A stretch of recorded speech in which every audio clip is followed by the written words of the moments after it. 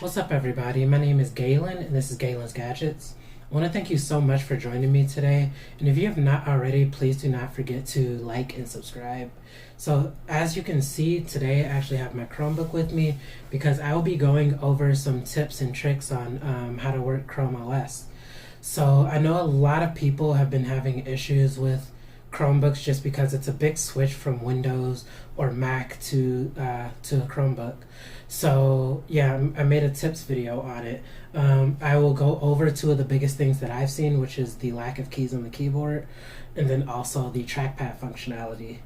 I will also be showing you guys one of my favorite tricks, which is creating shortcuts. I know a lot of people have been having issues with going from website to website to find out which application goes here, which application do you have to open here. So I'm going to show you guys how to create shortcuts for it. So I'm not going to hold you any longer. I'm ready to get to it. Let's go. I'm about to be on.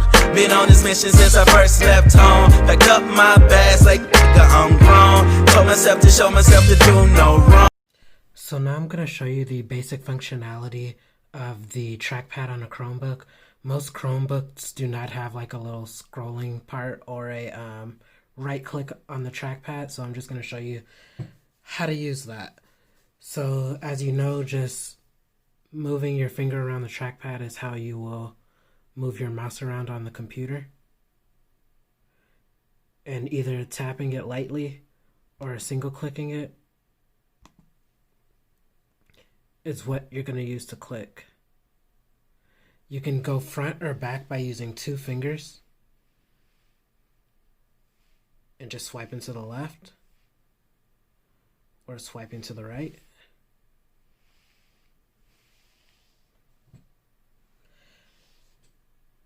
And you can do the same thing if you have multiple tabs open, except you use three fingers. You can switch tabs like that. It's way easier when you hold it instead of just swiping. And to scroll up and down a page, I'm just going to go to the front page of YouTube. You would use two fingers to go down, or you can go up.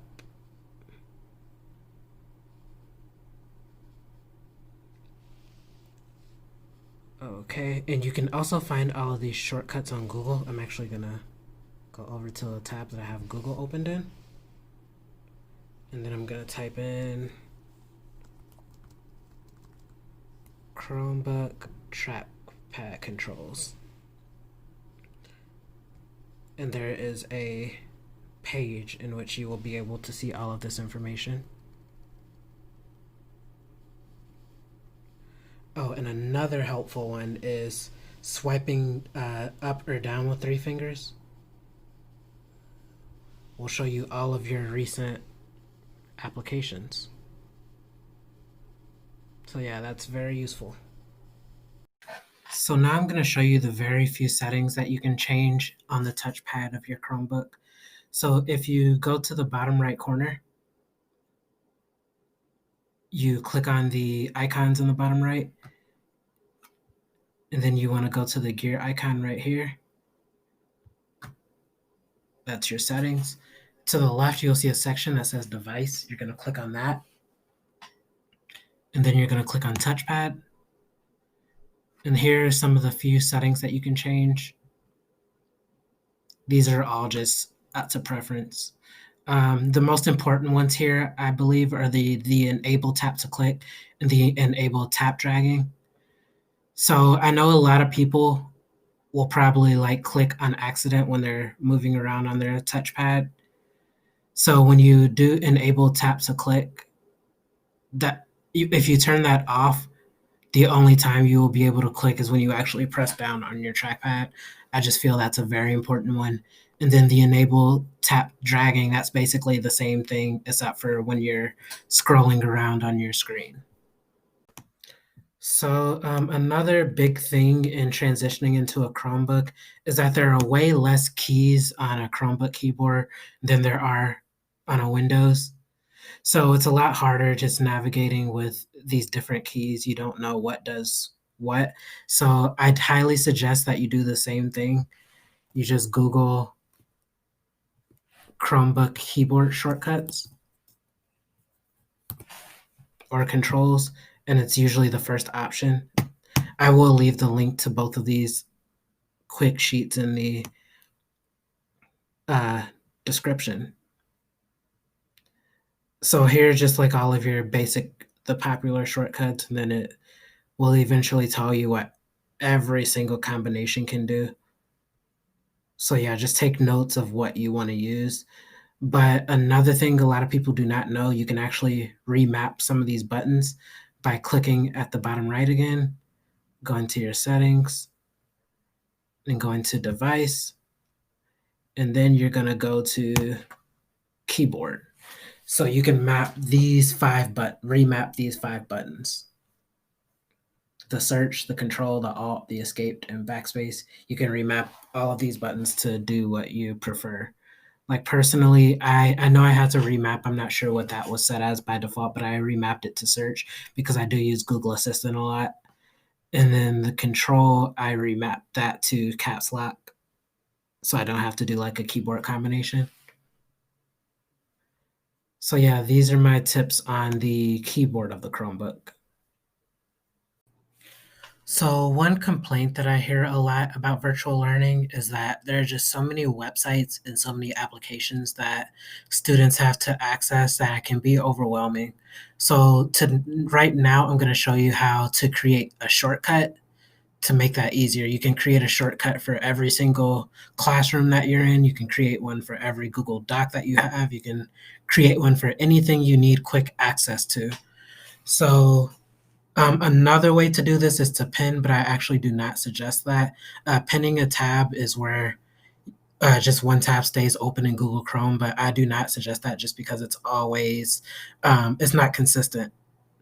So in order to pin, I'm just going to show you how to do that first because it's quicker. You just right click on here and hit pin, or since you're using a Chromebook, you would want to use 2 fingers to tap, and then you'll get the right click options and pin. So right now I have Google Classrooms and Google Docs pin. So now I'm going to show you how to create a shortcut.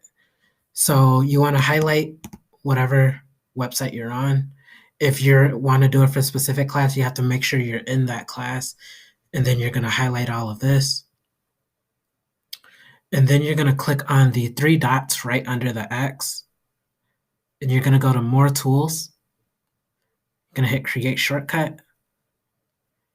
Okay, and when you want to hit Open as Window, that like opens up a completely new window. Otherwise, it will just like come up in a tab. So you want to hit Create. And then this right here, this is called your shelf. The top of your shelf, this is where all of your commonly used apps are, or the apps that you manually pin there. And then to the right of that, that's like your recently used. So you're going to swipe up on the shelf. You're going to keep scrolling. Okay, and now you see Google Classroom was added as a shortcut. So I'm going to show you something really quickly. Okay, I'm just going to X out of Google Chrome. And then you're going to go up, go all the way down to the bottom again, and click on Google Classroom, and that's how quick that can open up. That will be like the specific class that you made the shortcut for. And to make that even more efficient, I would go down and then right click on that and hit pin to shelf, and it will always show up at the top now until you change it. You'll always have the option to close it or unpin it, but it'll stay there as long as you want it to. If you've made it to this point of the video, I just want to thank you so much for watching. It means a lot, and if you have any questions, feel free to leave them in the comments, or you can reach out to me on social media.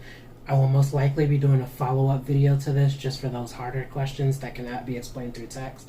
So if you have any questions or concerns, feel free to reach out to me. And I hope you enjoy your day, and thank you for watching. Yeah, I just want you to be strong.